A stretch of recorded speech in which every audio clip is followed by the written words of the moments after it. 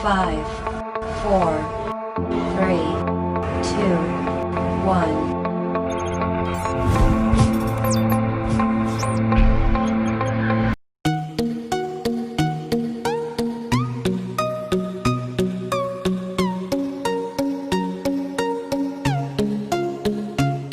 Olá, seja muito bem-vindo. Não se esqueça de se inscrever no canal, curtir e compartilhar nossos vídeos. Vamos mais uma aula? Infelizmente, a gente não conseguiu dar sequência à atividade aí diretamente, né? Teve esse pequeno hiato, mas vamos retomando aí do jeito que dá, tá? Então, assim, daqui para frente, a organização que foi feita lá no colegiado do curso colocou como nossos encontros aí a partir das 15h30, todas as terças não, né? Quinzenalmente às terças-feiras, então 2 vezes no mês a gente vai estar se vendo aí, mas eu vou estar encaminhando para vocês atividades aí, mais vídeos, mais coisas para a gente poder estar assistindo, tá?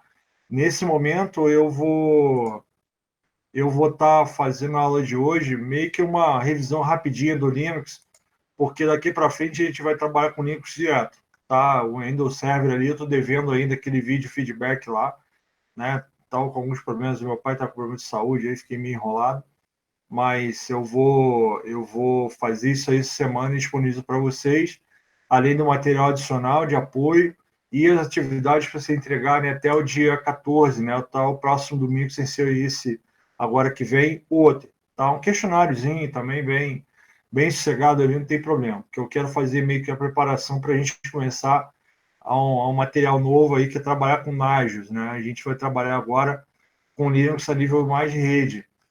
A gente vai atuar aí com Nagios, que é vamos dizer assim, um monitor de recursos de uma rede.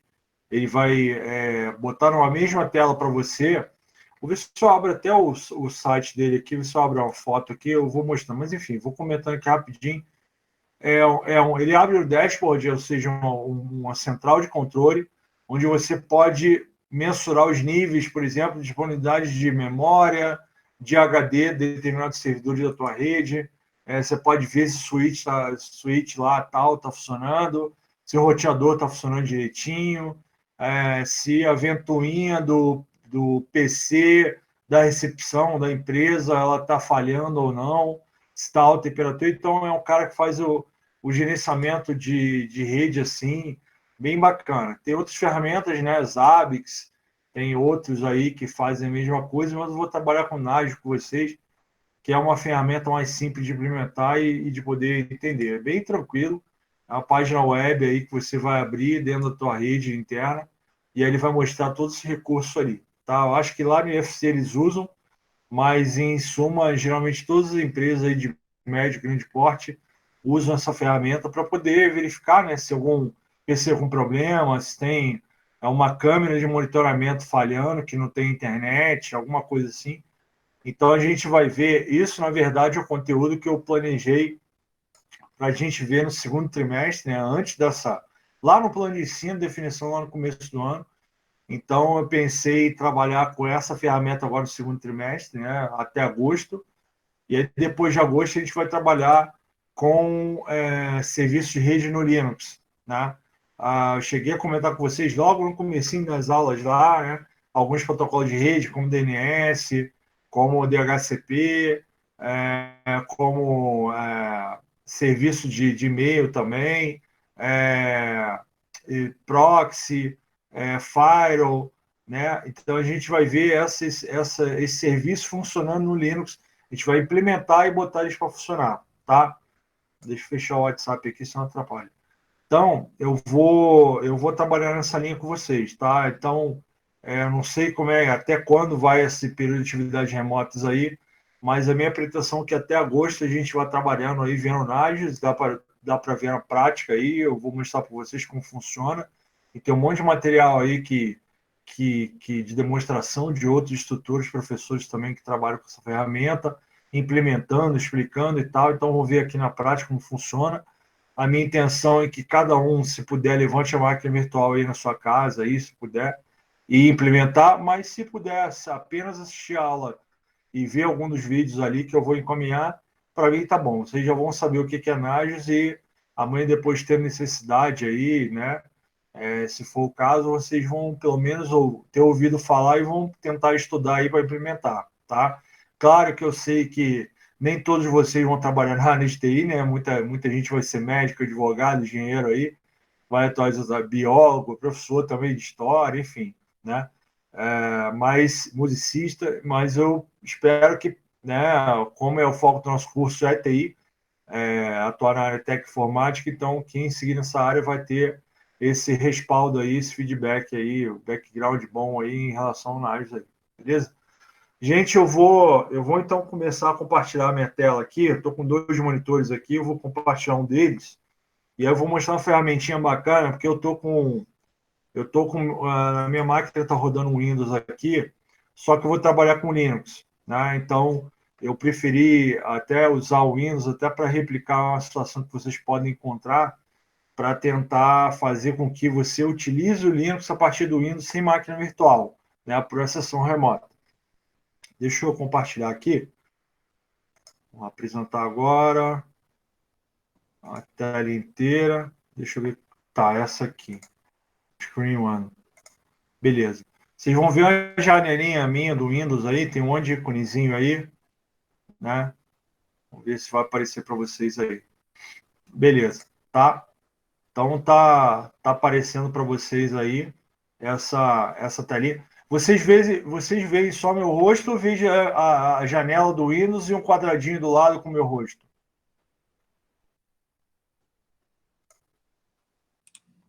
Dá. Ah, vê os dois, né?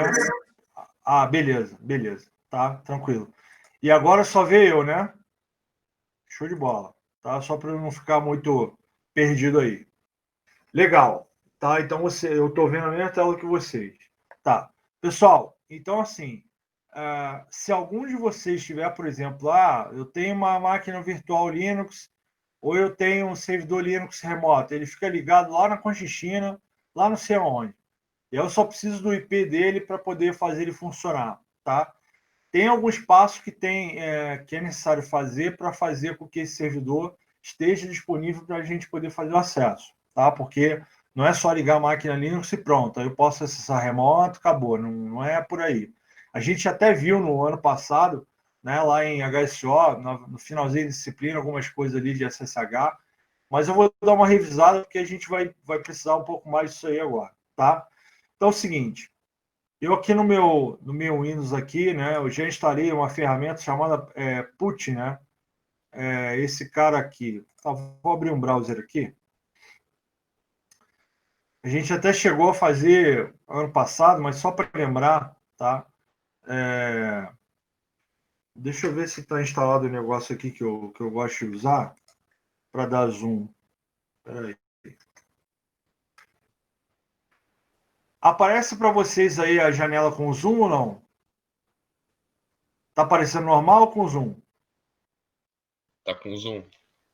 Ah, legal. Show de bola. Tá? Então, porque fica meio lento aqui na apresentação, mas beleza. Tá? Aqui eu vou colocar, então, eu vou botar direto na pesquisa, né? O nome do software que. Opa! Peraí, fazer lambança aqui. Porque aperta o T e ele volta a ver para funcionar. Vamos lá. Peraí. Escrever. Ó, esse cara aqui, ó, tá? Vou botar aqui. Software para acesso remoto do Linux via Windows. Tá? Então, o programinha que a gente vai utilizar, caso a gente esteja no Windows aí, a gente vai instalar ele para poder acessar um computador Linux qualquer. E aí a gente não precisa instalar o Linux no nosso computador, a gente só precisa ter o IP de uma máquina Linux e ela devidamente aí com acesso remoto liberado, beleza? Tá. Então eu vou dar um Enter aqui para abrir o site desse put aí para poder baixar. Então, bem simples, né? É put.org, tá? O site aqui, primeiro link de pesquisa aqui do Google Chrome, que ele mostrou. E o site está aqui, ó, put.org, tá? E aí você vai clicar aqui em, né? Ó, tá? Nesse here que aparece ali, né? Clicou ali, vai baixar um programinha, vai instalar igual o WinZip, o WinRAR, é bem facilzinho, bem tranquilo, não tem mistério, tá? Depois de instalado, tá? No seu computador, eu vou abrir ele aqui, tá? Pode botar em pesquisar aqui, put. Vou abrir ele aqui. Então ele vai ter essa cara aqui, ó, tá? Pô, ficou muito grande, mas beleza, dá para ver. Certo? Então, aqui a gente pode configurar uma série de coisas, tá? Primeira coisa mais importante aqui, tá? A porta é sempre 22, tá? Porque o protocolo de acesso remoto no Linux, SSH, ele usa a porta 22, então não precisa se preocupar com isso. Se bem que a gente pode mudar a porta por segurança, mas o padrão é sempre 22, então relaxa quanto a isso, tá? Aqui onde está escrito aqui, ó, né? Hostname, onde está o meu mouse ali, tá? Ó, está ali hostname. Eu vou botar o IP, o nome da máquina que eu quero me conectar, tá? Eu já instalei uma máquina virtual que ela está com esse IP ali, ó, 192.168.255.207. Então já está macetado ali, já está configurado ali, tá? Você tem outras opções. Se você vir aqui, por exemplo, porque se eu não tirar, desculpa, gente, se eu não tirar o zoom, não consigo clicar. Você vê aqui em Colors aqui, tá? E você pode mudar as cores da tua tela, né? Você de repente tá com fundo preto e as fontes estão muito escuras, então você pode modificar algumas coisas. Eu marco sempre essa opção aqui, né? Essa opção. Essa Use System Colors ali, tá? Que aí ele vai botar a tela com fundo branco e a fonte coloridinha ali a gente vai conseguir enxergar de boa, tá? Então, caso vocês usem o put, não esqueça de marcar essa opção ali em Colors e o System Colors, tá? Beleza. Então, eu vou clicar aqui em Session e aí eu vou, né? O IP está ali bonitinho. Vou clicar aqui em Open, tá? Aqui embaixo, Open, clico ali e faço conexão, tá? Open. E aí vai aparecer para a gente ali, ó, Login As, né? Então, ele está perguntando... para a gente qual é o usuário que tu quer acessar, que você quer logar no teu computador, né, remoto. Qual é o usuário Linux que você quer logar? Eu tenho um usuário criado lá com o nome de Paulo, tá? Deve pedir a senha, né? Lembra do ano passado, né? Como é que a gente tem essa leitura aqui do endereço de máquina e usuário do Linux? Sempre vem assim, ó, usuário @ máquina, tá? Sempre usuário @ máquina. Então, qual é a senha do usuário Paulo? Vou botar a senha do usuário Paulo. E aí eu vou ter acessado essa senha máquina ali, tá? Tá no notebook que tá atrás de mim aqui. E aí eu estou acessando remoto via Wi-Fi aqui, beleza? Então, eu consigo fazer esse acesso remoto. Tá, o que eu tive que fazer anteriormente? Tá? Essa máquina virtual eu tinha acabado de instalar. O que eu tive que fazer nela? Né? Qual foi o procedimento que eu tive que fazer nela? Eu tive que fazer as seguintes coisas aqui. Primeira coisa, né? Qual é o IP dessa máquina? Qual é o IP, qual é o endereço IP de rede que eu vou precisar poder acessar essa máquina? Então, dei o comando ifconfig. Opa! ifconfig, tá? Então, com o comando ifconfig, eu consigo ver o IP de todos os adaptadores de rede desse computador, tá? Ele tem vários adaptadores de rede. Em geral, rede no Linux é referenciada com a palavra Ethernet, né? ETH, vamos dizer assim, tá? E a primeira interface começa a contar do número 0. Então, ETH0 quer dizer a primeira interface de rede. Eu vou mostrar para vocês ali. Se eu botar ifconfig puro, ele vai mostrar todas as interfaces. Se eu botar ifconfig espaço ETH0, ele vai mostrar o endereço da primeira interface de rede, que é a interface que eu tenho configurada na máquina virtual para poder ver o IP, tá? Vou dar um Enter aqui. Olha lá. Então, a gente tem aqui ó, duas interfaces de rede, ETH0 e LO, que é o loopback, né? O endereço para poder me referenciar a minha própria máquina na rede. Tá? Então, esse endereço de loopback, até para citar aqui, ó, em geral, sempre tem esse endereço IP aqui, 127.0.0.1, tá? Quando eu quero acessar esse endereço IP, cara, eu fiz o download ali do 127.0.0.1. Quer dizer que você fez o download da tua própria máquina, tá? Então, o endereço na rede do teu próprio computador é 127.0.0.1, além do que? Além do próprio endereço IP válido. Ele pode ser 10.0. alguma coisa, 172. não sei o quê, 192.68. qualquer coisa, tá? Então, depende do endereçamento de rede que você vai utilizar, mas, independente do endereçamento de rede que você utilize, se você quer, com certeza, achar tua máquina e não sabe endereço IP, esse cara que você vai usar, tá? Endereço de loopback, 127.0.0.1. Eu acho que vocês devem ter visto nas aulas de redes aqui. Isso aqui, se não viram ainda, já está adiantando alguma coisinha, beleza? Então, eu tenho a interface de loopback, que referencia meu próprio computador, está aqui, e a interface que eu me comunico com outros computadores, que é a interface ETH0, né? Tem as informações ali, eu meio que destaquei ali em preto, né? Então, tem... qual é esse endereço aqui, ó? HWADDR, o que é isso?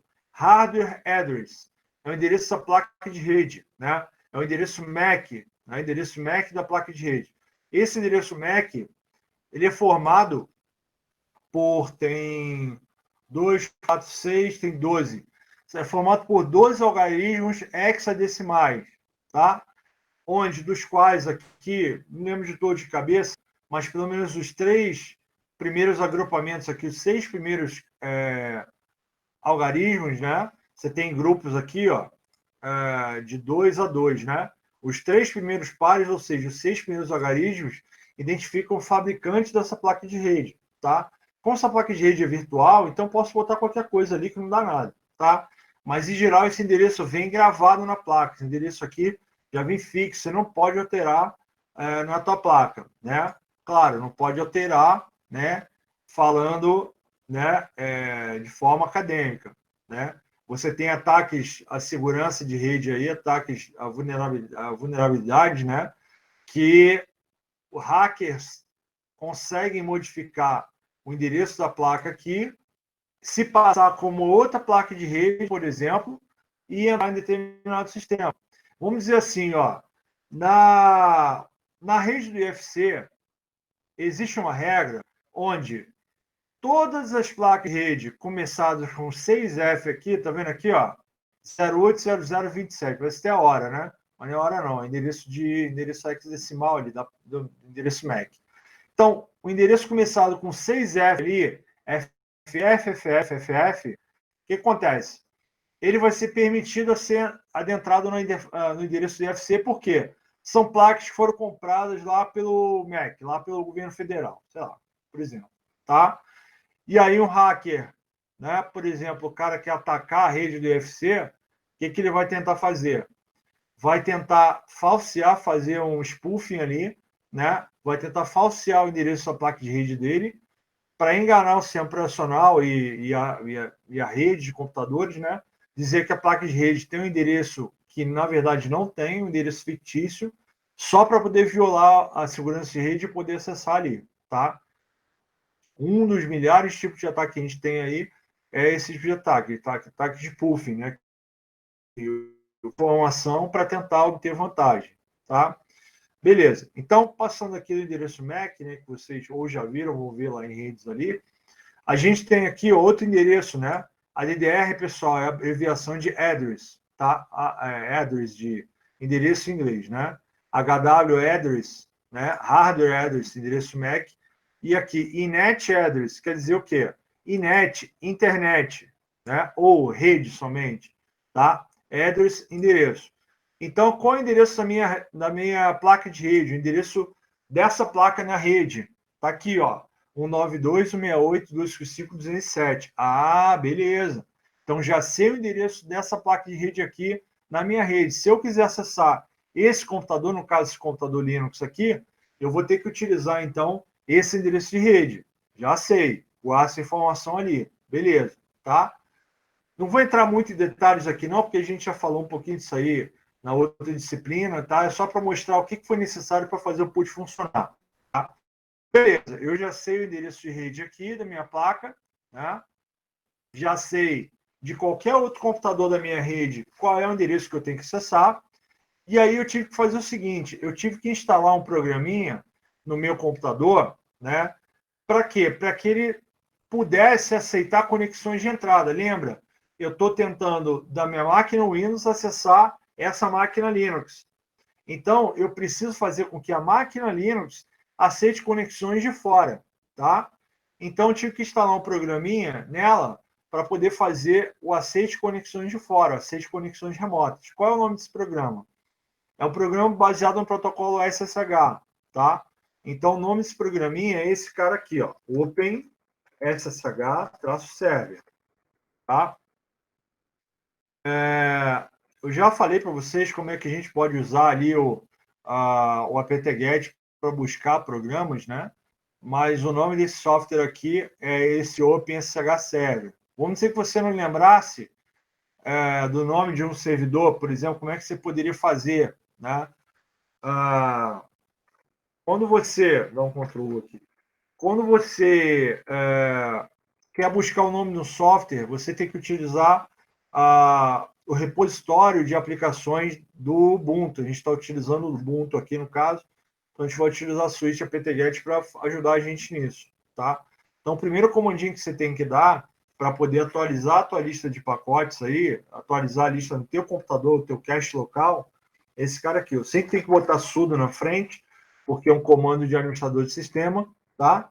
Então, apt-get, -get, né? Update, tá? Então, o update ele vai atualizar, então, ele vai atualizar para a gente as listas dos programas que eu quero eventualmente baixar, tá?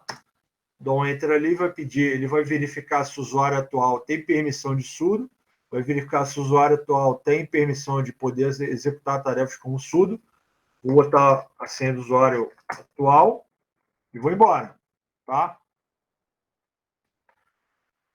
Beleza? Eu vou de vez em quando olhando o chat aqui, pessoal. Desculpa, tô acelerando aqui, não estou vendo muito chat, mas eu prometo que eu vou ficar atento a isso aqui, tá? Beleza. A gente fez aqui a atualização dos pacotes. Então, agora, qualquer programa que eu busque, com certeza, se ele não encontrar, é porque o Ubuntu não tem disponível no repositório dele. Então, vou ter que baixar de outra forma, de um servidor, sei lá, um SourceForge da vida, um Git, sei lá, vou ter que baixar de algum outro lugar aí, tá? No repositório não tem disponível. Então, vamos dizer que eu esqueci, né? Como é que eu faria para poder buscar o nome desse programa, né? Lembra, eu preciso de um programa que trabalhe com protocolo SSH e ele é um servidor. Por quê? É um servidor de conexões SSH, tá? Então, beleza, eu tenho essas duas informações que podem ajudar a gente aí, tá? Sudo apt cache, eu vou buscar no cache local, tá? Eu vou procurar o nome do programa dentro do cache local, não preciso nem na internet para isso, tá? Search, de procurar. Aí eu vou colocar aqui uma palavra que eu quero buscar, um termo, né, de pesquisa, botar SSH, tá? Só que se eu botar SSH puro, ele vai mostrar uma montoeira de coisas SSH, não só servidores, mas como clientes, um monte de coisa. E aí eu vou utilizar, então, uma ferramentinha que a gente já viu no passado, que é o pipe, que é esse caractere aqui, né, um tracinho vertical aí, né, é o shift contra a barra, né, fica ao lado esquerdo do Z ali no teclado, para a gente poder encadear vários comandos juntos. Então, ao mesmo tempo, eu vou fazer a busca do programa SSH e vou aplicar um outro comando em cima desse primeiro comando. O segundo comando vai ser, na verdade, assim, eu vou ter o resultado do primeiro comando sendo passado para o segundo comando. E o segundo comando, qual que vai ser? Vai ser um comando que filtra. Ele vai buscar para a gente, então, a palavra ali localizada que a gente quer encontrar. Então, vou botar aqui um comando de filtro, que é o grep. Tá? o grep ele vai filtrar a busca do primeiro do primeiro comando, vai filtrar os resultados do primeiro comando, tá? Buscando uma determinada palavra. O que eu quero buscar, tá? Primeiro, eu vou botar uma opçãozinha aqui, "-i", para ele ignorar se a minha busca é só de minúsculo ou de maiúsculo. Eu quero buscar as duas, tá? Ele ignora se tem diferença de maiúsculo e minúsculo aí, tá? "-i" vai ignorar essa diferença. E eu vou procurar, então, um programa que tenha server ali na descrição, tá? Então, eu vou procurar programas que tenham SSH, tá? Mas que, além disso, tenha a palavrinha server. Então, eu quero buscar, ao mesmo tempo, SSH server. E aí eu vou tentar ver algum que vai me servir, tá? Óbvio que eu já falei para vocês que o OpenSSH server é a melhor opção, mas se deu um branco, sei lá, não lembro direito, pode tentar usar até outra opção sem problema, tá? Vamos ver aqui o resultado da pesquisa, pessoal. Ele mostrou alguns aqui, né? Ó, não foi muitos, eu subi só um pouquinho a tela. Então, ele mostrou aqui LDM Server. Olha aqui o nosso amigo aqui, ó. OpenSSH Server. Secure Shell SSH Server para acesso seguro de máquinas remotas, né? E aí tem outros programas aí, mas o que a gente vai utilizar é esse cara aqui, tá? Importante no Linux, pessoal, a gente manter aí a sintaxe certinha, né, dos comandos e do nome dos pacotes. Se a gente colocar um traço errado aqui nesse pacote, ele não vai instalar. Então, o nome do pacote está bem certinho aqui, ó. OpenSSH-server. E daí, como é que eu fiz, então, para poder instalar esse cara, tá? A gente pode, então, ou gravar o que está escrito aqui, ou selecionar botão direito. Selecionar, né? É porque eu estou usando put aqui, ele muda um pouco aí os comandos do mouse. Botão direito, copy, e depois lá dar o paste lá quando for necessário, tá? Ou então você pode usar o Xmouse. O Xmouse você somente selecionando aqui, quando você soltar o mouse, ele já vai copiar o conteúdo selecionado para a memória, e aí quando você pressionar o botão do meio, o scroll, ele vai colar aqui, tá? O put inverteu aqui a bola, né? Então, o meu botão direito vai funcionar como Xmouse, tá? Depois, quando vocês instalarem o put, vocês vão ver que muda um pouquinho, mas é questão de configuração. Eu não queria mexer nisso para não perder muito tempo, tá? Então, como é que eu instalo esse programa? Né? Como é que eu tive que fazer na outra máquina lá eu poder prover acesso remoto a ela? Sudo apt-get espaço. Aí eu vou usar a suíte apt-get espaço a ação que eu quero desenvolver com apt-get. Eu quero instalar um programa, então eu tenho que botar install. Então, apt-get vai ser utilizado com parâmetro com a diretiva install. Instalar o quê? Eu quero instalar um pacote que eu busquei ali em cima. Eu tenho que botar o nome dele certinho. Tá aqui, eu vou colar na tela. Ó. Opa. Vamos de novo.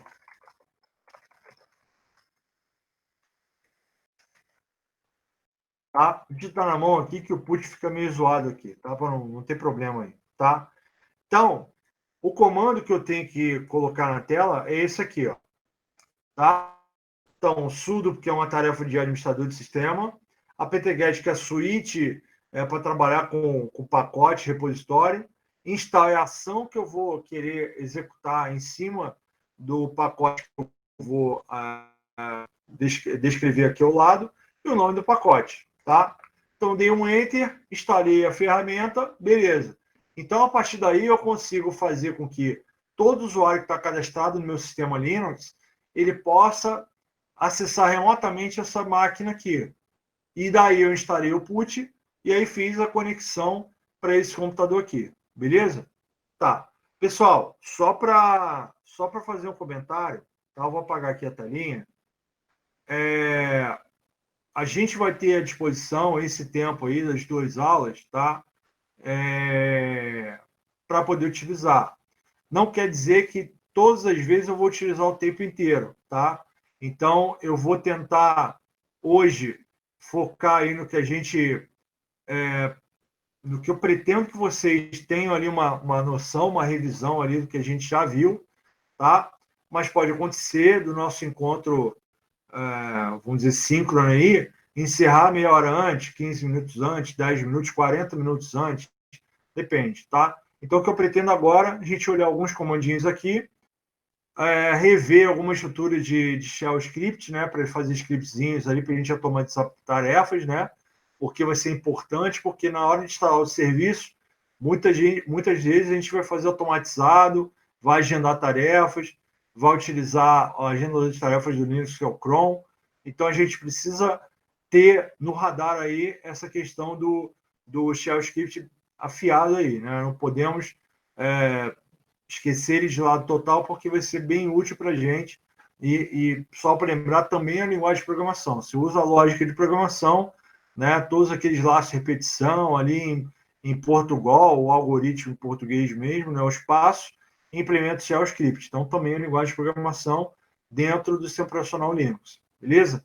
Tá.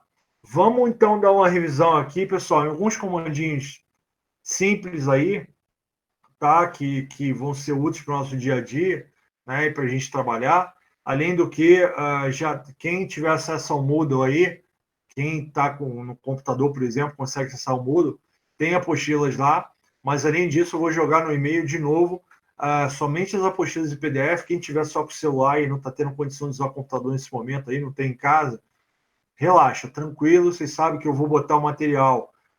Se puder, eu boto ali no formulário de Google, vou facilitar para todo mundo, tá? E somente o PDFzinho para vocês lerem ali, ou eventualmente algum vídeo, alguma coisa. Não é obrigatório utilizar o SIGA. É a ferramenta oficial, eu tenho que dispor o material lá, tenho e vou dispor, só que para que eu veja, para a minha correção e para facilitar para vocês, eu prefiro, tá? É uma opção pessoal, eu prefiro dispor isso aí por meios mais simples aí, que exijam menos banda, menos internet, né? Vamos dizer, tráfego de dados menor, né? E que tem um layout mais simples, poder abrir no celular e tal, tá? Não, conforme eu lembro lá do levantamento que a gente fez, não é muito o caso de vocês, que todo mundo disse que tem acesso a CIGA, mas não é o caso de muita gente do primeiro e segundo ano que não consegue, né? Então, já que as ferramentas mais simples funcionam em qualquer lugar, eu, eventualmente, se puder, eu vou dar preferência às ferramentas mais simples aí, que aí é mais leve, consome menos dados. Quem, de repente, não tem Wi-Fi, está no 3G, 4G aí, também fica feliz. E vamos embora, tudo tranquilo, beleza? Tá. Alguns comandos, pessoal. Primeiro deles, né? Quero limpar isso tudo que está na tela aqui, ó, né? Qual o comandinho que eu vou dar, né? Lembrando que os comandos Linux, eles têm analogia muito forte com termos em inglês. Clear. Por quê? Porque é um sistema operacional, veio do Unix aí nos anos 70, né? E lá naquela época não tinha muita linguagem de programação. Tinha o Assembly, Fortran, COBOL, o C, e praticamente só isso. Não tinha muita linguagem de programação. Então os caras não criaram muitos termos diferentes, melhor dizendo, para poder executar determinadas tarefas. Então, o para vai ser para em inglês, o C vai ser C em inglês, o leia vai ser leia em inglês, é tudo em inglês ali praticamente, tá? Os comandos têm aí o apego aí nos termos em inglês também, tá? Então, quero limpar a tela. Qual que é o comando? Clear. Tá? Limpar em inglês, clear. Eu vou dar um enter aqui e limpou a tela, tá? Ele tirou os caracteres que a gente não precisa aí, tá? Alguns comandinhos que a gente precisa aí ter no dia a dia, tá? Principalmente daqui para frente, né? A gente viu no passado, deu um hiato aí com essas coisas todas, o Windows Server ali, agora eu vou retomar o Linux até o final do ano. LS, vai listar os arquivos diretórios da nossa tela, tá? Então, dando um enter aqui, ele vai listar o que tem no diretório corrente, tá? Assim, vamos dizer, a aparência no put para vocês aí, para mim também, está aparecendo tudo azulzinho, né? Então, azulzinho geralmente é diretório. Como é que eu posso ver o que é arquivo, o que é diretório? Eu dou ls seguido de um parâmetro, né? Eu vou dar um espaço menos L. Quer dizer o quê? Que eu vou fazer a listagem de arquivos diretórios no formato de lista longa, tá? Long listing. Então, vou dar um enter aqui e a gente vai ver já é clear, tá? Pensa no termo em inglês e tenta escrever e dá enter, tá? Geralmente funciona, tá bom? Beleza? Tá. ls, né? Então, com "-l", a gente vai então listar os diretórios, vai listar o arquivo diretório e diretório corrente. Então, vou dar um enter aqui. E aí, pessoal, uma coisa importante que vocês têm que se lembrar, né? Vocês com certeza devem lembrar do ano passado, é o seguinte: o primeiro caractere aqui do lado esquerdo, aqui, selecionei agora. O primeiro caracterezinho do lado esquerdo, esse Dzinho ali, né? Olha só, ele está se referindo, essas informações está se referindo a esse item aqui, ó. É tudo referente ao que está aqui na pontinha, desktop, tá? Então tem data de criação, tem hora de criação aqui, tem a data de criação, que eu instalei esse sistema agora, 1452, então está com a hora ali, tá? Tem o dono do arquivo, tem o grupo do arquivo ou diretório, tá? Então tem o dono, tem o grupo, tem as permissões aqui, ó. Esses 9 caracteres aqui são as permissões, e um caractere que vai determinar se ele é um arquivo. Se ele for um arquivo, ele vai estar com... Opa, deixa eu tentar pegar só ele aqui. Só o D. Isso. Se o primeiro caractere for um traço ali, quer dizer que ele é um arquivo comum, tá? Se ele tiver com um D, quer dizer que é um diretório. Quer dizer que eu posso entrar dentro dele e gravar outros diretórios e outros arquivos. Se ele tiver com L, quer dizer o seguinte, que ele é apenas um objeto, um ponteiro, um link, para eu chegar a outro determinado objeto. Então, o link ele não vai armazenar nenhum conteúdo, ele vai ter só um atalho para poder chegar em outro lugar, tá? Aí, nesse outro lugar que realmente armazena as coisas, tá? Por exemplo, vou dar um exemplo aqui, tentar pegar um exemplo da vida real. Sei lá, você tem você no caminho absoluto para ir daqui a sei lá, daqui não, botar de Curitiba ao Rio de Janeiro, como é que você teria que fazer? Teria que pegar uma estrada, seguir e desembocar lá no Rio. Só que você pode ter um atalho, você pode ir no aeroporto, entra no portãozinho ali, entrou na portinha do avião, fechou o olho, abriu, pum, tá no Rio, tá? Né? Tudo correndo normal, você vai estar no Rio lá, normal. Então, você pode ter um atalho que você não vai ver todo o conteúdo ali, né? E você vai ter o conteúdo completo ali. O conteúdo completo vai ter dentro do diretório, dentro do arquivo, e o atalho vai ser só uma referência para chegar onde se quer, tá bom? Então, nesse caso, o primeiro caractere vai ser L, tá? L de link ali, tá bom? Tá. Eu não lembro direito as opções de determinado comando, tá? No Linux a gente tem um manual, pessoal, tá? Manual. Como é que a gente acessa o manual dos comandos? Eu vou botar aqui man de manual, a abreviação de manual mesmo, tá? Vou dar um espaço e vou escrever o comando que eu quero saber mais detalhes, opções ali, tá? Man espaço ls. Então, eu vou ver o manual do comando ls, eu vou ver tudo que tem de informação do ls, tá? Dá um enter. Então, tá ali, ó, nome do comando, sintaxe, descrição, opções aqui, né? -A, não sei o quê, -B, color, -D. Então, tem um monte de coisa, tá? Então, caso você queira executar uma opção diferente, aí ou cai no questionário, de repente, uma opção. Execute o comando echo com opção de, sei lá, de fazer um bip quando terminar o comando, tá? Então, se você não sabe de cabeça, vai no manualzinho do comando, procura lá qual a opção que vai fazer aquilo ali que se pede e escreve o comando seguido daquela opção, tá? Estou dando aí já um bizu aí de algum eventual exercício que eu vou cobrar, tá? Se pedir alguma coisa fora do comum, tá? Não usando meios internéticos aí, usando só o sistema operacional, você pode usar o manual para isso, tá? Claro que tem a galera aí que vai dar uma roubada e vai usar o Google aí, mas tudo bem, né? Enfim, fazer o quê? Tá? A internet está aí para isso, para nos ajudar. Para sair do manual, pessoal, como eu saí agora, pressione em Q. Q de kit, né? Kit, sair, né? Pensa em inglês. Q de kit. Mais alguns comandos, né? Eu tenho comando CP. O comando CP ele vai copiar um arquivo de um lado para o outro. Por exemplo, eu vou copiar... Primeiro, eu vou criar um arquivo aqui tá? Para depois copiar, depois usar o comando CP. Eu posso criar um arquivo tamanho zerado, né? Como é que eu faço? Eu posso apenas dar um toque no arquivo, touch. Então, eu apenas vou encostar no arquivo ali para fazer a criação dele, tá? Não vou armazenar nenhum conteúdo, eu vou botar ali só o touch e o nome do arquivo. Vou botar aqui, arquivo novo, tá? Touch, arquivo novo. Viu? Se eu der ls-l, vai estar ali, ó.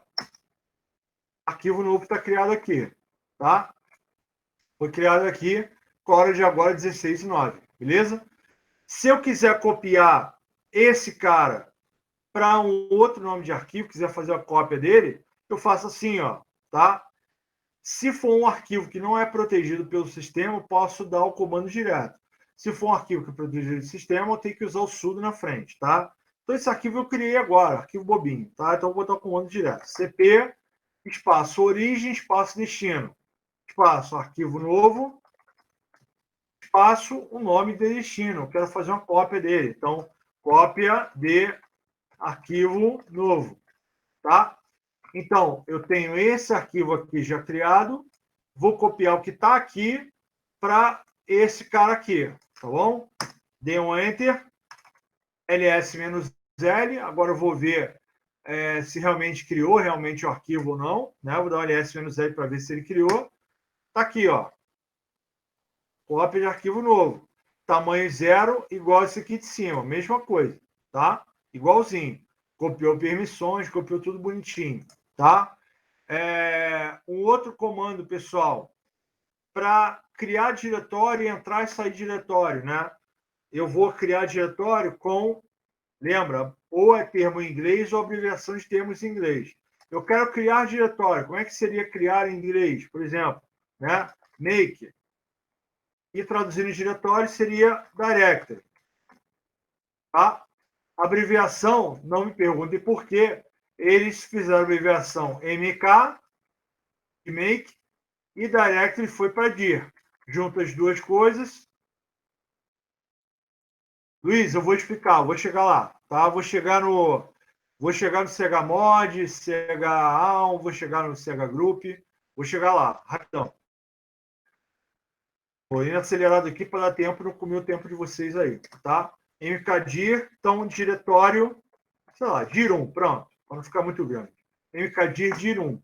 Então, criei o diretório dir1, tá? Se eu der ls-l, olha lá, ó, dir1, opa, dir1 está com o atributozinho D aqui na frente, quer dizer que ele é um diretório.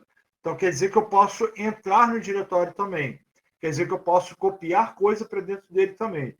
Se eu posso copiar coisa para dentro dele, então eu vou copiar um arquivo para dentro dele, né? Então, CP, arquivo novo. Aí, pessoal, aqui a gente tem que ter, então, o estabelecimento do caminho relativo e do caminho absoluto. O caminho absoluto, eu teria que botar todo o caminho a partir da raiz do Linux, do meu sistema Linux, para poder chegar onde eu quero. E o caminho relativo é de onde eu estou para frente. Tá? O caminho absoluto. Lá de trás eu vou ter que pegar tudo para frente. Caminho relativo não. Estou aqui, então só quero saber daqui para cá. Tá? Beleza. Então, como é que a gente poderia botar o caminho relativo aqui? Teria que botar aqui, ó, o nome do diretório que eu tenho no meu diretório atual, dir1, barra nome do arquivo, que eu quero copiar, o nome do arquivo novo, né? Vou botar aqui, arq1, sei lá, tá? Então, estou copiando o que está no arquivo novo para onde? Para o diretório dir1, barra o nome do arquivo dentro do diretório dir1, arq1, tá? Beleza? Eu posso listar também o que está dentro do dir1. Né? Eu vou listar o que está dentro do diretório dir1. ls espaço dir1, vou listar tudo que está dentro do diretório dir1. arq1, está ali dentro. Tá? Tá, mas eu não quero só listar, eu quero entrar no diretório. Eu quero entrar no diretório dir1. Como é que eu faço? Né? Isso. Tá? cd abreviação de change directory. Tá? Então, abreviação. Agora a abreviação ficou um pouco menos pior, né? C de Change Directory, né? CD espaço dir1. Aí eu vou entrar no diretório dir1, tá? Repara, aqui eu consigo ver qual é o diretório que eu estou, tá? Vou dar uma repassada aqui no que a gente falou no ano passado, tá? Tem um tiozinho aqui, repara que sempre estava o tio aqui, ó. O que é esse tio? O tio representa que eu, no momento, estou no meu diretório home, é o diretório como se fossem meus documentos no Windows lá, tá? Então, eu estou no meu diretório home, que é o diretório onde eu posso gravar os meus próprios arquivos, não o diretório de sistema. É um diretório meu, do usuário Paulo, do usuário André, o usuário que estiver logado ali, tá? E a partir do momento que eu me movo nesse diretório, eu vou ter o acréscimo dos diretórios seguintes aqui. Tá, mas eu quero ver mesmo se realmente está no diretório home. Qual é o teu diretório home? Eu vou usar o comando pwd para poder ver qual é o diretório a partir da raiz que eu estou. Né? pwd dá um enter. Eu vou ver aqui, então, o diretório que eu estou. Lembra? Eu falei que estava no meu diretório home. Então, estou aqui. Ó, meu diretório home é /home/Paulo. E eu entrei no diretório dir1. Lembra anteriormente? Então, eu entrei no diretório dir1. Tá aqui, ó. O diretório que eu estou no momento é esse cara aqui, ó. Home Paulo dir1. Se você está perdido, não lembra qual lugar que você está, dá um pwd que o sistema vai te dizer onde você está. Então, o que eu disse é o seguinte: quando tiver o tio aqui, ele vai estar no home do usuário atual, que é o usuário Paulo, tá? Barra o restante de outro diretório, eventualmente, que ele tiver também, tá? Se não tiver no diretório home, ele vai entrar em outro diretório e vai descrever sem o tio. Por exemplo, vou entrar no diretório /etc, cd /etc. Ó, não tem mais o tio. Por quê? Não tem nada a ver com o meu diretório home. Tá aqui, tá? Sempre lembre, gente, ó, nessa descrição que está aqui embaixo, como é que a gente lê aqui, ó? Qual usuário que está logado? Separador entre usuário e nome da máquina, arroba, tá? Arrobinha aqui. E aí vem nome da máquina, vem Ubuntu, vem 32 Ubuntu 14. Separador entre nome da máquina e o diretório. 2 pontos. Então, o arroba separa nome do usuário e nome da máquina. E o 2 pontos separa nome da máquina e o diretório atual. Tá aqui, ó. Beleza? Vamos lá. Vou acelerar aqui um pouquinho, gente, que eu quero tentar ver com vocês aí if, while e for, tá? Para finalizar. Tem... Jean, no Windows seria dir, tá? O ls é a mesma coisa que o dir no Windows, beleza? Tá?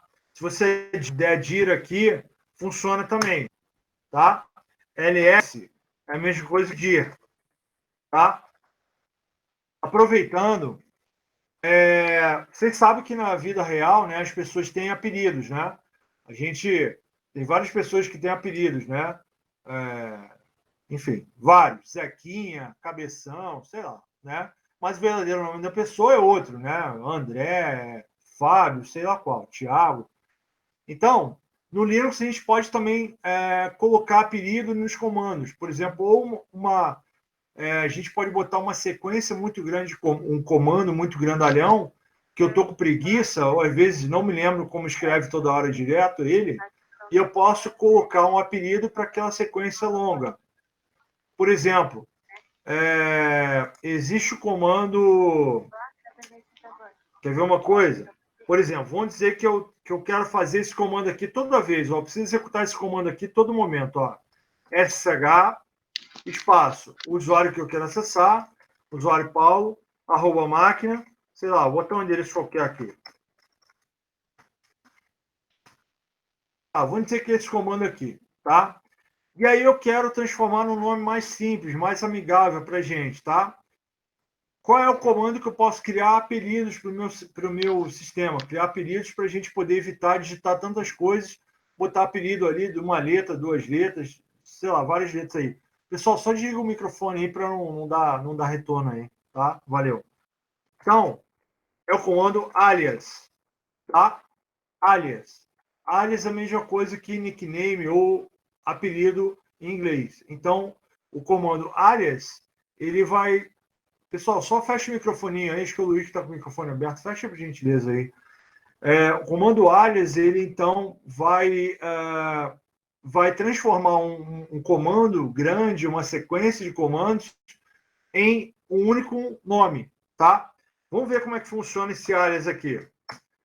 Alias, espera aí, deixa eu botar alias aqui diferente. Alias -h. Deixa eu ver se ele mostra aqui, que é uma outra forma de ver também, gente. Se eu quero ver detalhes sobre um determinado comando, eu boto alias espaço, eu boto o comando e passo -h, tá? Tá. Então, ele está dizendo aqui, ó, o uso qual que é? Alias espaço. O nome que eu quero dar para o comando, tá? Sei lá, o nome que eu quero botar aqui é 66, tá? Comando 66, o que ele vai fazer? Vai ser igual a um outro comando. Qual que é esse comando? Né? Vou botar o comando de mensagem na tela. Comando echo.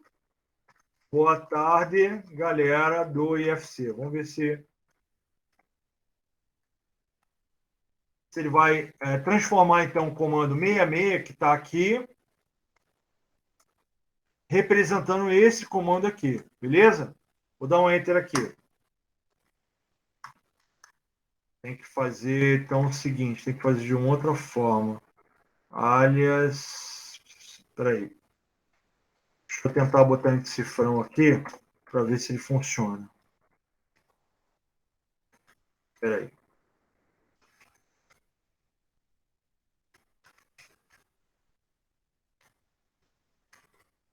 Vou tentar botar aqui sem cifrão. Se pega aqui. Só bota um outro comando qualquer. Tá, vou mudar o comando aqui. Vou botar aqui alias mkdir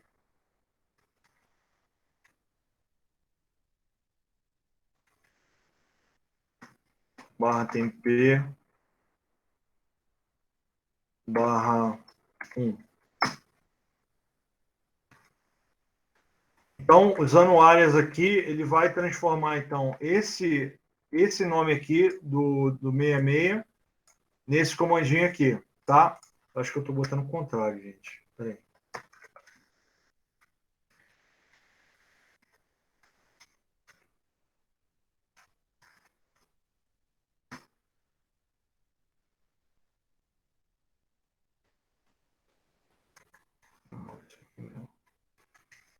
Vamos fazer o seguinte. Vou botar aqui ls menos Tem L. que ter, professor, acho que é apóstrofo antes da Tem que botar aqui, começar o né? comando. Se não me engano, é antes e depois. É isso aí, obrigado, Luiz. É isso aí, tá? Estava esquecendo o apóstrofo aqui, obrigado. Então, a gente tem que botar o apóstrofozinho aqui para poder representar o comando. Então, por exemplo, o comando 66, o alias 66, né? Na verdade, ele vai representar esse comando ls-l. E a gente pode fazer vários alias aqui, tá? Lembrando que o alias, então, ele vai ficar por usuário. Então, se o usuário Paulo criou um alias, sei lá, 100 para fazer um comando de desligamento, o usuário Érica, por exemplo, pode botar o mesmo alias 100 para poder, sei lá, fazer um programa, tá? Então, eu tenho, como o Luiz lembrou aqui, eu tenho que botar o apóstrofo aqui, o comando, para poder executar o que eu pretendo, né? E se eu botar... uma outra coisa. Por exemplo, eu criei um alias 66, né? Se eu criar um outro alias 66, ele vai sobrescrever o que ele fazia anteriormente. Então, se o alias 66 tinha esse comando aqui, por exemplo, se eu criar um alias 66 de novo, ele vai apagar o anterior e vai sobrescrever com o novo, tá? Então, se você, de repente, se esquecer, você pode apagar uma função que você levou tempo para poder fazer, tá? Vou botar aqui 67, sei lá, tá? Vamos ver se funciona, então.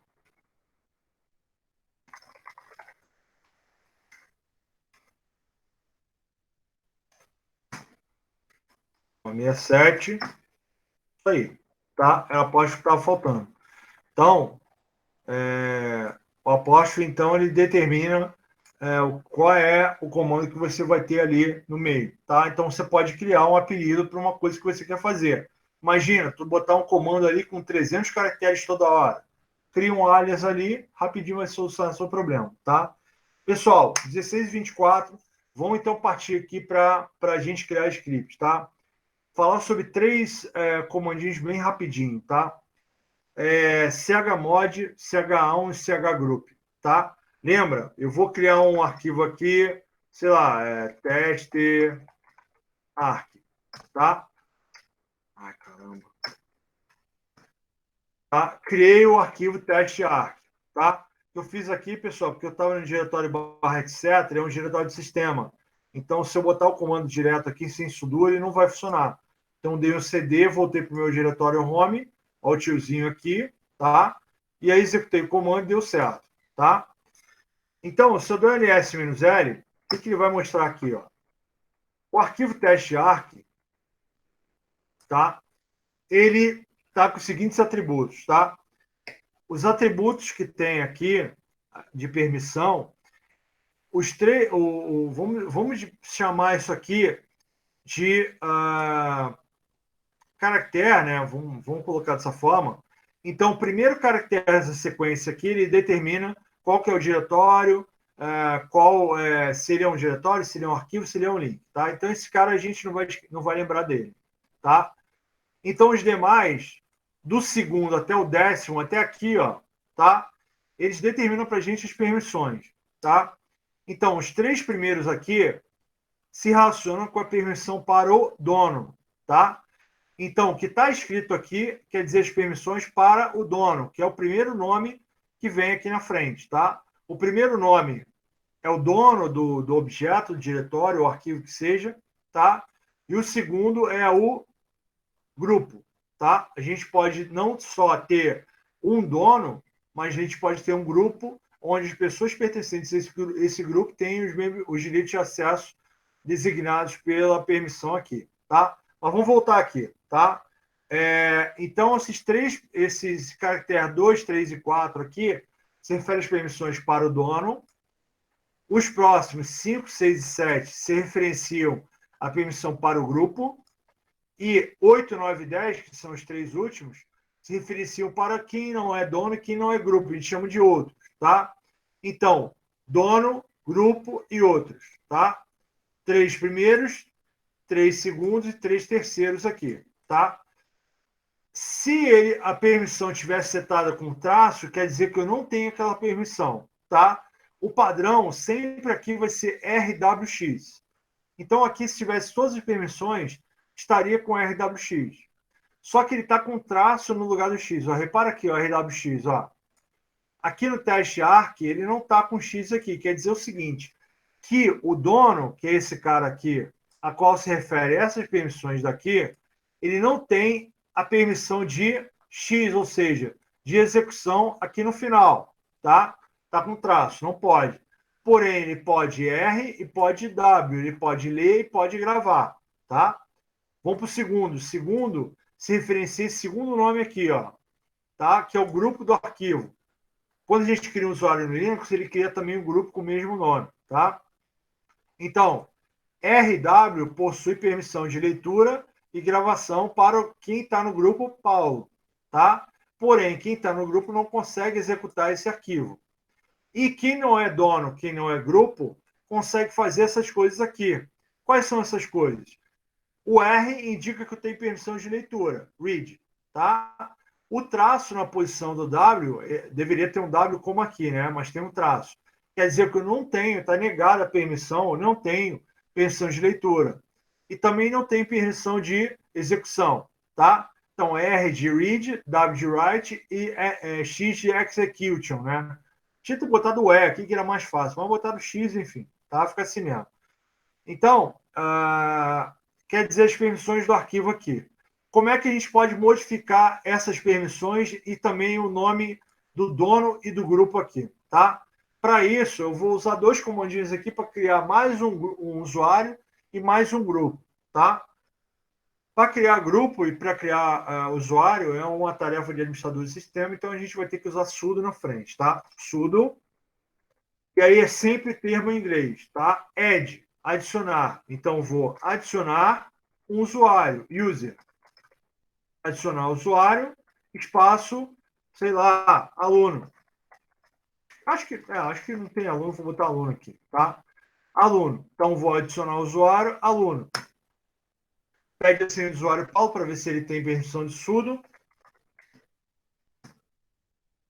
Tá? E ele dá a mensagem na tela aqui, ó, adicionando usuário aluno, adicionando novo grupo, lembra que adicionando o usuário tem um grupo com o mesmo nome, tá? Adicionou o usuário aluno no grupo com o mesmo nome, grupo aluno, tá? Então o usuário aluno está dentro do grupo aluno, né? É uma, é uma, é uma situação aí cíclica, né? Criando o diretório do aluno, né? Que é o home aluno, copiando arquivos de padrão do diretório, etc., /shell. Então, ele pede aqui a senha para o usuário aluno. A senha aqui pode ser simples, tá? Não tem aquele requisito de complexidade que tem o Windows 2012, não. Tá? Então, você pode botar aqui a senha que você quiser. Tá? Vou botar aluno e a senha é aluno. Tá? Peraí, aqui eu botei as senhas erradas. Aluno, opa.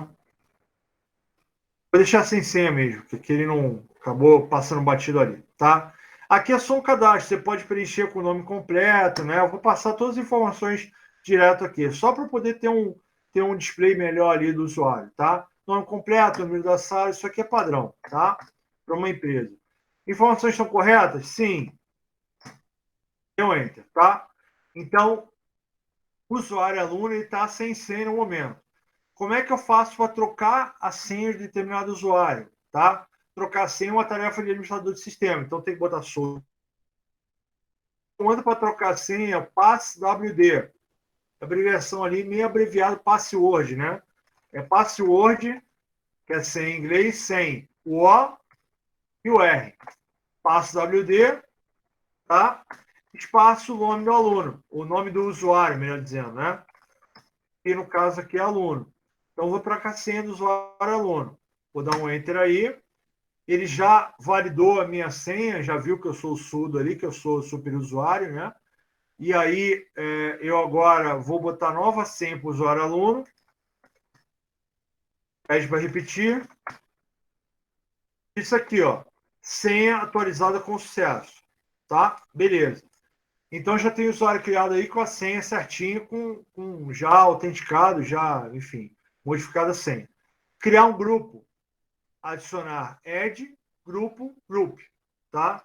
Sudo add de adicionar, group, de grupo em inglês. Qual o nome do grupo? Sei lá, grupo 1.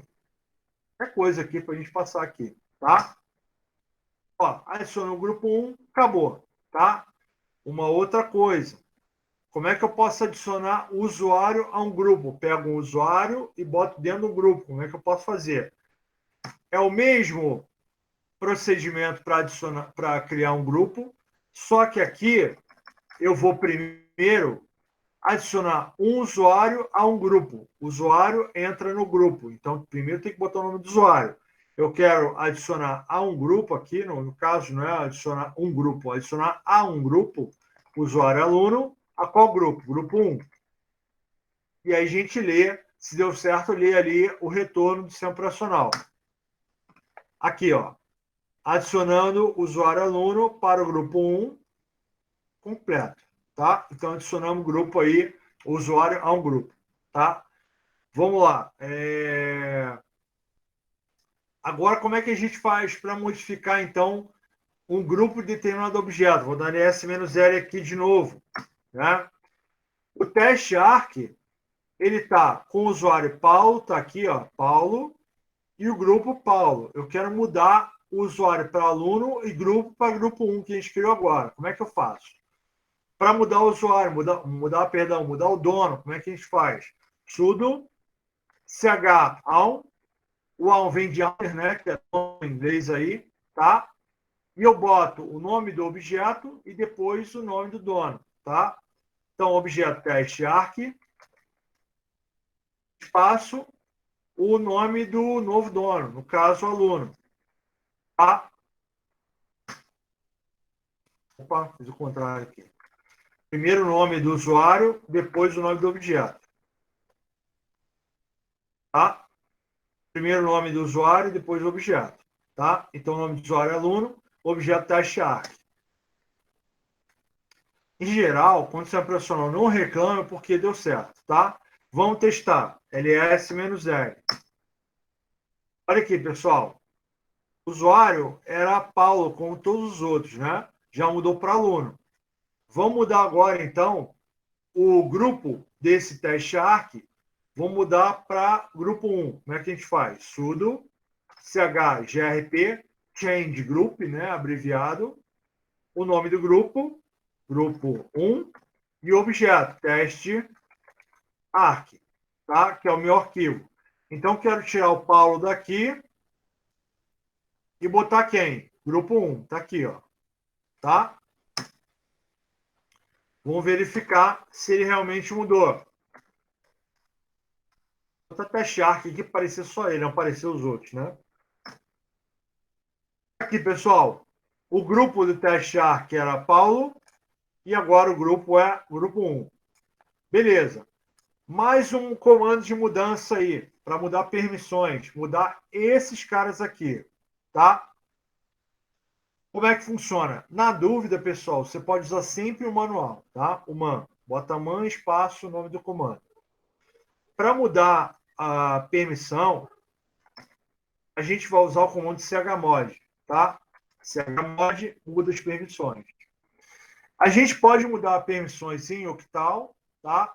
Ou permissão e o valor nominal ali, abreviado, tá? Vamos lá. Eu quero, então, vamos deixar barra de octal para outro momento aí, de repente na prática a gente pega ali e faz, tá? Não tem necessidade. Mas eu quero mudar, então, para que todos os usuários, perdão, somente o dono tenha permissão de escrita, tá?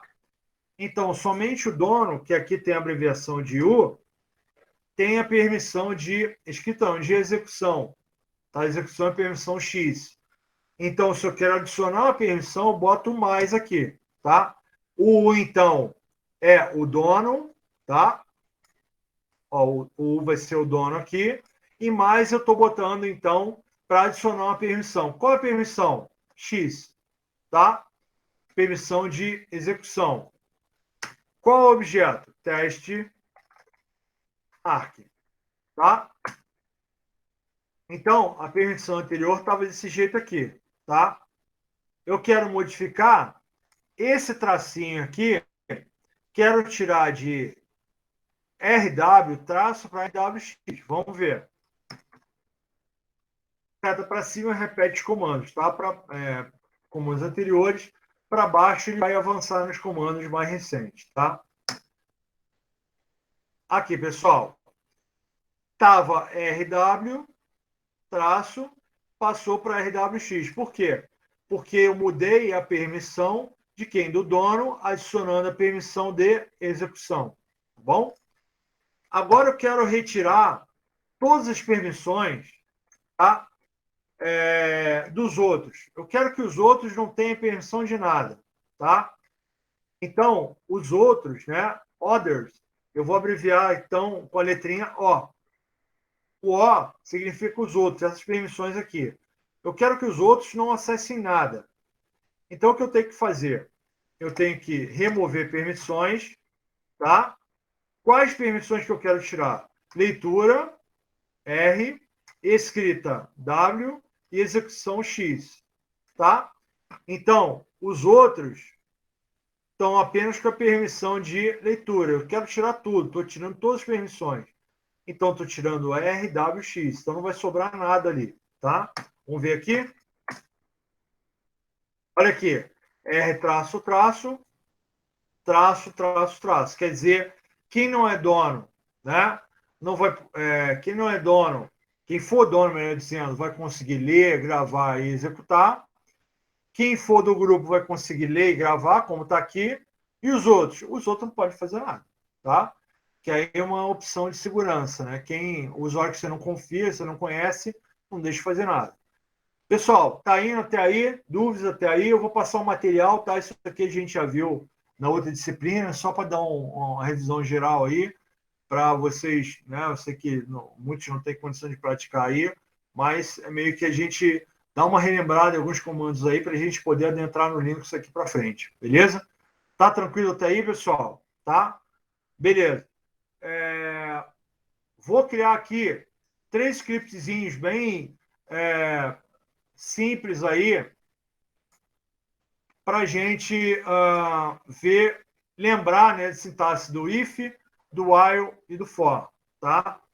Então, eu vou criar aqui, pessoal, vou usar o editor de textos VI, né, que é aquele editor de texto que a gente sempre utiliza para editar aqui o texto no Linux, para criar um arquivinho de script para a gente poder executar. Lembrando, quando a gente cria um arquivo, ele não tem as permissões que a gente quer. A gente tem que criar o arquivo, colocar o conteúdo da programação dentro do arquivo, salvar o arquivo, depois sair da permissão e aí sim executar o meu programa, tá bom? Fazer 3 programinhas simples aqui, tá? VI, então, script 1.sh, tá? Script geralmente tem uma extensão ao que vem escrito depois do ponto .sh ali, né, para a gente poder identificar que ele é um script, né? Então, o nome determina, né, a diferença desse arquivo a nível de conteúdo, né, para eu poder lembrar o que tem nele, tá? E o tipo desse arquivo é dado pela extensão, ele é o tipo script, tá? Então, bota a extensão sh ali. Como, por exemplo, .doc, que é um documento de texto, .xls ou .odp é um arquivo de planilha eletrônica, né? .ppt do PowerPoint, né? Enfim, você tem vários tipos aí, tá? Então, .sh é script do Linux, beleza? Tá, lembrando aí, pessoal, para a gente trabalhar no VI, a gente tem o modo de comando e o modo de inserção. O modo de inserção permite que eu possa digitar caracteres dentro do arquivo. Então, vou pressionar a letra I para entrar no modo de inserção. Lembra que ali, na tela, ali vai dizer que está ali insert ou insertion, ou inserção ali para você poder escrever, tá? Insert. A partir daí, eu consigo escrever linhas ali, comandos no meu script ali. Fazer um script bem simplesinho para verificar se o número que eu digitei é maior ou menor que 10, tá? Bem simples. Então, a primeira linha, eu vou dizer qual é o interpretador de comando que eu estou utilizando, tá? É o /bin/bash, eu estou utilizando o interpretador de comandos bash, né? Para ele poder entender os comandos que estão ali dentro do script. E aí, eu vou botar uma mensagem na tela, né? Mensagem na tela, eu coloco com o comando echo, abre aspas, e a mensagem que eu quero colocar. Vou pedir para o usuário digitar um número.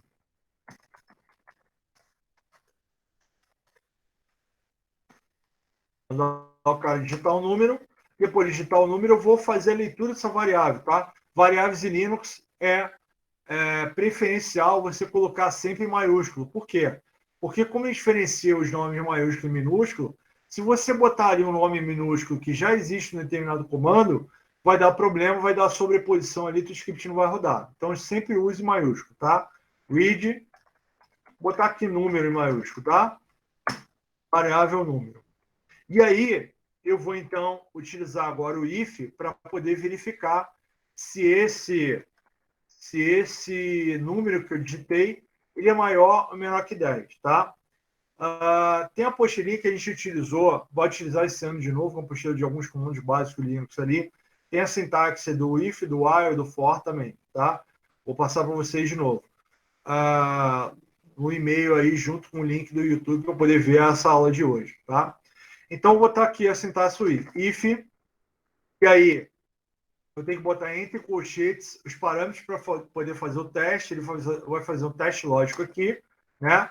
Colchetes, espaço, é questão de sintaxe. Se eu escrever aqui direto, vai dar problema. Tem que dar um espacinho aqui, senão ele não interpreta o que está escrito ali dentro, tá? Bom, eu quero saber se o que eu digitei, que foi armazenado no variável número, é maior do que 10, por exemplo, tá? Vou fazer um teste bobinho com if, tá? Então, eu tenho que verificar aqui, ó, if. Quando a gente vai armazenar o valor dentro da variável Linux, a gente bota o nome da variável puro, normal, tá? Em maiúsculo ali, por exemplo. Quando a gente vai acessar esse valor, a gente tem que botar o cifrão na frente, tá? Quando a gente vai guardar o valor dentro da variável, sem cifrão. Quando a gente vai puxar o valor da memória e trazer o valor da variável para dentro do programa, eu vou botar cifrão na frente. Então, para gravar, eu coloco sem cifrão. Para ler da memória, eu coloco cifrão na frente, tá? Gente, é sintaxe aí, tá? Não sei exatamente por que o cifrão, por que não outro caractere, tá? Então, vamos ver aqui, ó. Se tem que respeitar ali o case sensitive, né? Tem que botar ali em maiúsculo também. Se o que está armazenado na variável número, né? E aí a gente tem aqui as diretivas aqui do if, né? Eu vou botar aqui uma diretiva menos aqui para ver se ele é equal, se ele é equivalente, se ele é igual a um valor que eu quero comparar. Se o valor que está armazenado na variável número é equivalente menos aqui a 10, por exemplo, aí eu fecho colchetes. Então, dois espaços aqui para indentar, vou dar a mensagem na tela. Eco o número. Aí eu vou botar aqui, vou puxar o valor da variável para ficar mais bonitinho ali, o número. Aí vou citar aqui a variável de novo, número, tá? Aí já é o valor textual dentro das aspas e o valor de variável com o cifrão ali, tá? Vou abrir aspas de novo. O número, então, no caso, vai ser o número que eu digitei. Então, o teste está dizendo aqui, ó, se ele for igual a 10, ele vai fazer isso aqui. Então, o que eu quero dizer? O número que eu digitei é igual a 10. Pronto. Se não, else, o número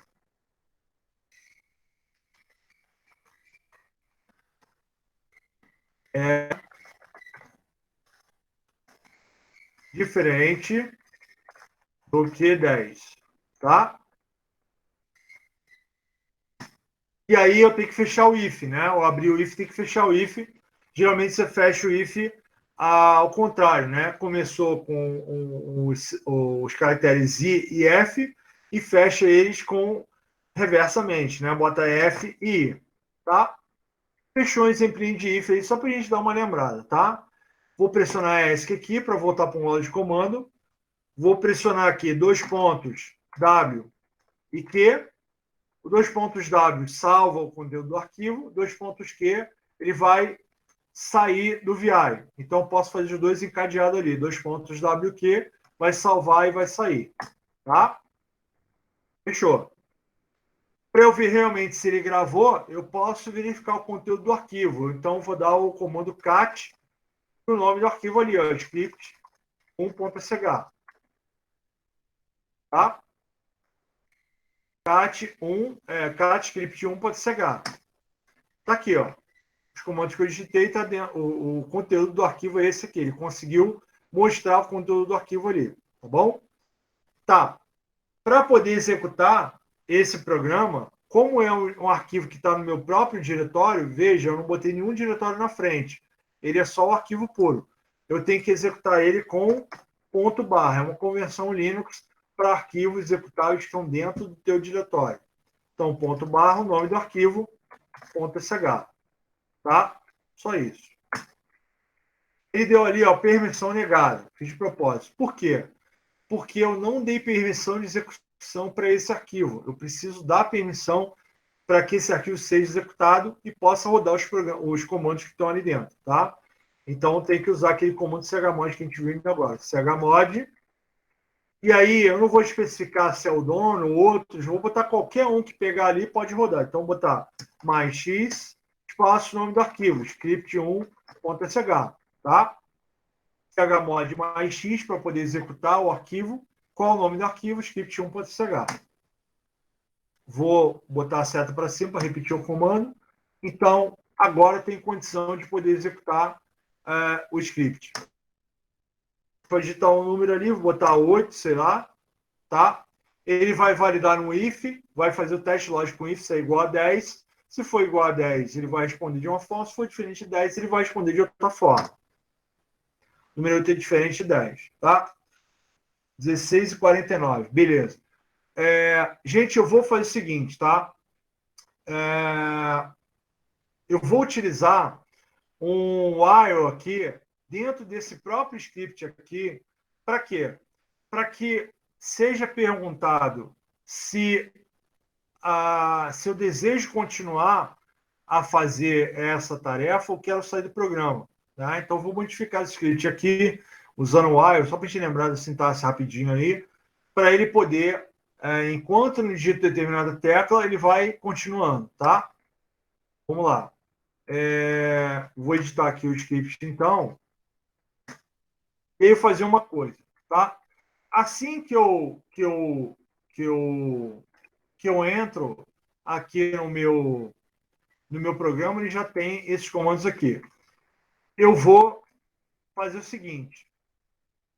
Para garantir que ele rode pelo menos uma vez, eu vou botar uma variável aqui, vou inicializar uma variável aqui na frente, chamada resp, ela vai levar o valor 1. Então, se eu quiser continuar o script, eu vou digitar 1, ou se eu quiser sair, vou digitar 2, certo? Vou botar aqui, ó.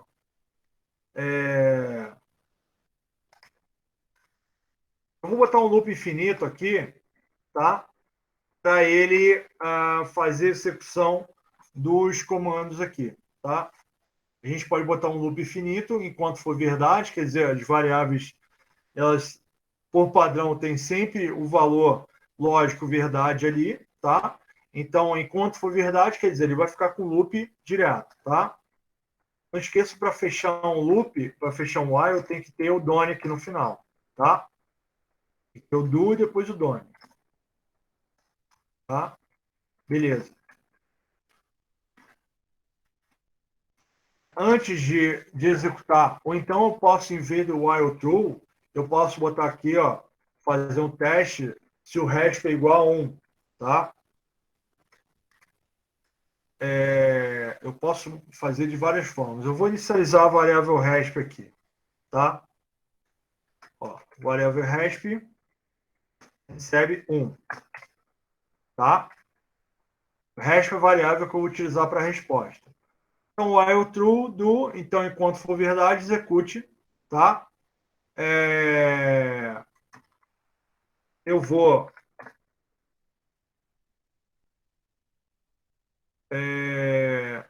botar no finalzinho desse menu aqui opção para continuar ou não, tá?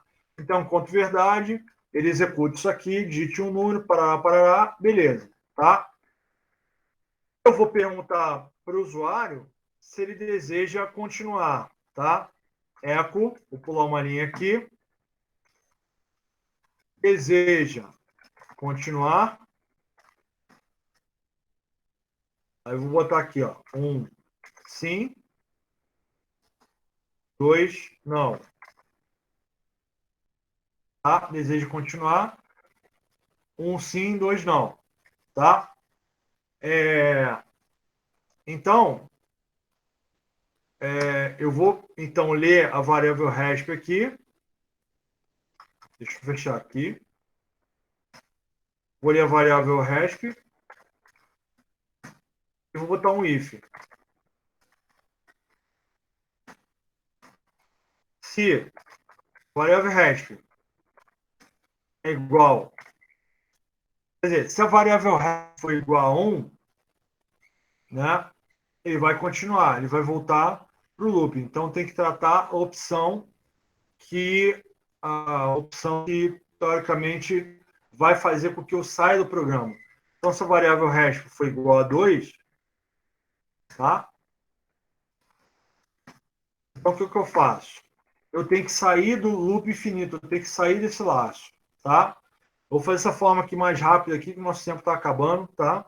Então, eu vou, então, sair do laço, break, tá? Se a opção 1 for sim, ele vai continuar, tá? Então, se a opção for 2, ele vai quebrar, e a opção 1, ele não vai fazer nada, ele vai continuar executando. Vou dar um FU para poder finalizar aqui, e done para finalizar o meu while aqui. Isso está ser bem simples, tá? Vocês podem testar depois outras opções aí, outros. Eu vou passar até um sugestões de atividades aí para vocês poderem fazer, para dar uma lembrada. Mas na próxima aula que a gente tiver, a gente não vai ver mais script, vai ver de fato instalação de programas e configuração daqui até o final do ano. Tá? É só para a gente dar uma lembradinha que pode ser útil para a gente. Tá? Eu acho que já está adequado, o código bem simples aqui. Tá? Eu podia tratar aqui enquanto o resto foi igual a 1, né? Mas eu vou deixar dessa forma aqui que eu posso também fazer ele funcionar. Vou dar um ESC aqui, só vai sair e vou rodar. Digitar o número 8. 8 é número diferente de 10. Veja continuar. Se eu digitar 1, ele vai continuar porque não tem nenhuma exceção tratada. E aí ele vai continuar. Sei lá, 10 é igual a 10. Se eu botar o 2, não, ele vai sair, ele vai quebrar o laço. Digite o número, 90. Veja continuar sim ou não. Botar 2 não, ele vai fazer o break e vai sair do laço e finalizar o programa. Tá? Isso aí é uma forma de a gente poder fazer. Podia tratar a exceção ali do RESP e do outro. Vou fazer o último script aqui rapidinho, pessoal. Script 2.sh. Vamos lá. Bem bobinho, tá? Só para a gente lembrar de sintaxe aqui. Interpretador /bin/bash. Tudo bem, pessoal? Estou acompanhando aí tranquilo? Vou levar 2 minutos de script aqui e a gente finaliza. Beleza? Sim. Todo mundo de boa? Beleza. Então tá. Vou pedir para o usuário digitar um número aqui. Echo, digite. Tá? Digite o número. Escolher variável número. Vou fazer um if. Vou fazer o seguinte. Vou fazer um for para ele atribuir a essa variável temporária um valor e depois fazer o teste com cada valor que eu for atribuir. Esse algoritmo não é lá muito eficiente, mas só para a gente testar.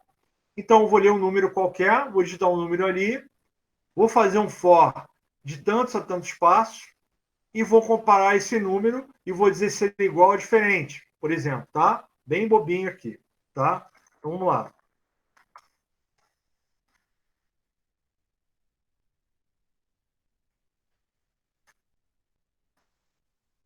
Aí eu vou botar a variável... Opa, tem errado aqui. A variável i, ela vai receber os valores que vão estar contidos aqui na sequência que eu vou colocar aqui. No Linux é um pouco diferente, pessoal. Por quê? Porque quando a gente usa o for, ele pressupõe o uso de um determinado arquivo aqui, tá? Valores dentro do arquivo. Para a gente poder colocar números, como é nas outras linguagens de programação, que a gente bota uma sequência, né? Um countdown ali, uma coisa assim, a gente no Linux tem que, então, passar um comando para ele, tá?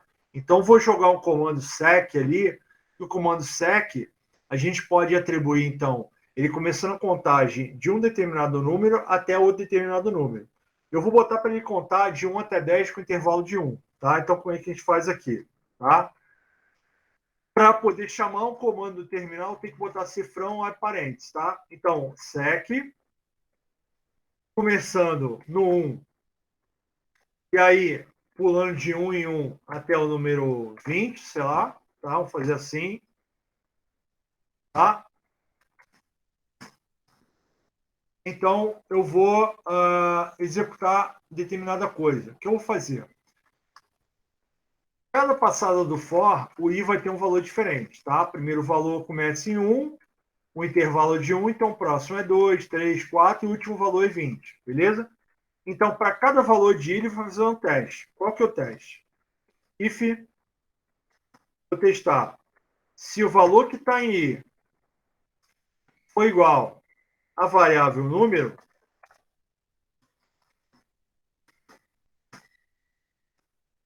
então eu vou dar uma mensagem. O número digitado, que foi número, é é igual a I. Tá? Se for diferente, vai dar outra mensagem, né? Peraí, acho que eu tenho que ajeitar aqui. Aqui, ó. Não dá errado. Tá? A parte textual fica entre aspas e o que for variável fica fora. Tá? Se ele não for igual, é diferente. Então, bota aqui, ó. O número digitado.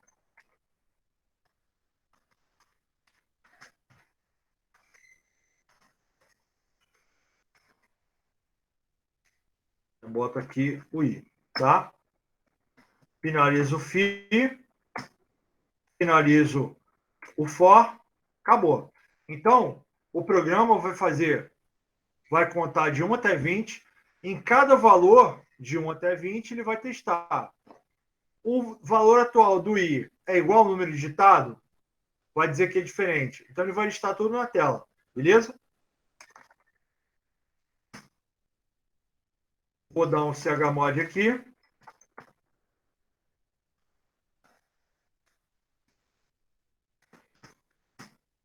E vou rodar esse cara. Tá? Essa sintaxe aqui, pessoal, só para lembrar, né? Só para lembrar, ele vai chamar o último argumento, tá? Que é esse camarada aqui, tá bom? Então, eu vou executar, então, na verdade, ponto barra, esse nomezinho que está aqui, tá? Sublinhado. Então, qualquer que fosse o valor que estava aqui, o exclamação cifrão ia chamar esse camarada aqui, tá? Vamos rodar lá. Ó, ele repetiu aqui, ó, bem certinho. Digita o número, tá? Sei lá. Como ele vai comparar os números de 1 a 20 com o número que eu vou digitar, não faz sentido se eu botar um número maior do que 20. Por exemplo, eu botei 30. Pô, se ele vai de 1 a 20, o 30 vai ser diferente de todos eles, né? Vamos ver. Ali, ó. O número digitado 30 é diferente do que os valores de I. Agora, se eu botar um número de 1 a 20, uma linha vai dar igual, porque o if vai conseguir fazer o teste certinho ali. Tá? Sei lá, número 4, 5, sei lá. Ó, o if deu match aqui e deu errado aqui, tá bom? Pessoal, tranquilo aí, tá? Eu sei que os exemplos não foram muito complexos, desculpa, até avancei 2 minutos além do tempo aí, mas o meu objetivo era dar essa passada aí superficial no Linux aí, para a gente ver o que a gente passou aí no ano passado em 1h30, né? Na boa parte do ano passado, terceiro trimestre, principalmente, para a gente poder avançar. Tá? Então, quem tiver condição de montar a maquininha virtual aí, né, pode baixar no Moodle lá a máquina virtual pronta que está lá, ou se quiser se aventurar, pegar lá uma ISO nova, que já tem 2004 disponível lá no Ubuntu para baixar, baixe e instale sua máquina virtual aí, vai ficar um pouco mais pesado, que agora é a máquina do 2004 da distribuição Ubuntu 2004 já usa dual core, então é a máquina virtual com 2 núcleos já, vou tirar isso Tá mais aqui. pesada, né? Com 2 núcleos já, tá? Deixa eu tirar aqui. E aí vai ficar mais pesado. Mas quem quiser pode pegar a versão anterior aí. Gente, ó, Ubuntu 6, Ubuntu 8, é a mesma coisa, tá? Funciona numa boa, bem tranquilo, tá? Ficou tranquilo, pessoal? De boa aí? Sossegado? Tá? Vamos dar uns PDFs aí com mais alguns comandos, tá? E vou passar uma atividade que basicamente vai ser um arquivo de script aberto, pedindo para você completar ali o que falta. Vai ser, deixa eu retornar aqui. Vai ser, cadê o negócio? Está aqui.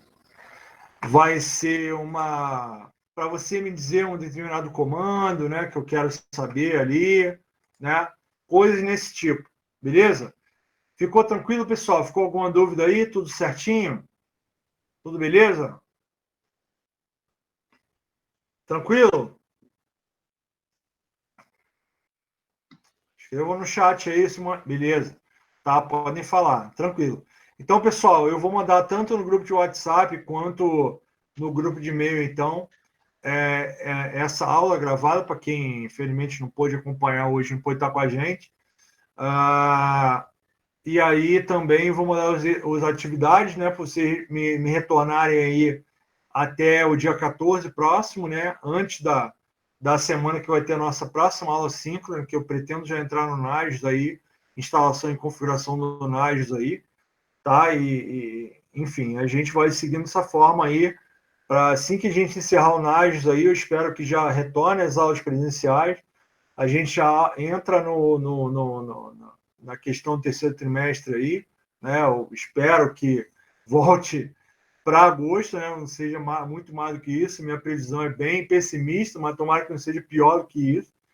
Mas, enfim, vamos esperar o final do inverno aí para ver o que vai dar, para a gente estar no laboratório e poder praticar de uma forma mais tranquila aí. Beleza, gente? Mais uma vez, obrigado para vocês aí. E, assim, só para comentar, eu sou uma pessoa eu sou um cara que, graças a Deus, eu tive grandes mestres, né? E o pouco que eu sei de Linux hoje, eu devo a um cara chamado Guilherme Cerqueira, que foi meu líder na B2W, que eu trabalhei lá, e infelizmente faleceu de infarto aí semana passada. Então, essa aula aí e todo o resultado que ela tiver aí, em homenagem a ele, tá bom? Valeu, pessoal. Obrigado aí, até a próxima. Grande abraço a todos. Tchau, tchau. Valeu. Gostou do vídeo? Que legal! Se inscreva no canal, clique aqui em se inscrever no canal, curta, compartilhe nossos vídeos nas redes sociais e ajude mais e mais pessoas a terem acesso a essa fonte de conhecimento aqui no nosso canal. Então, até a próxima. Tchau!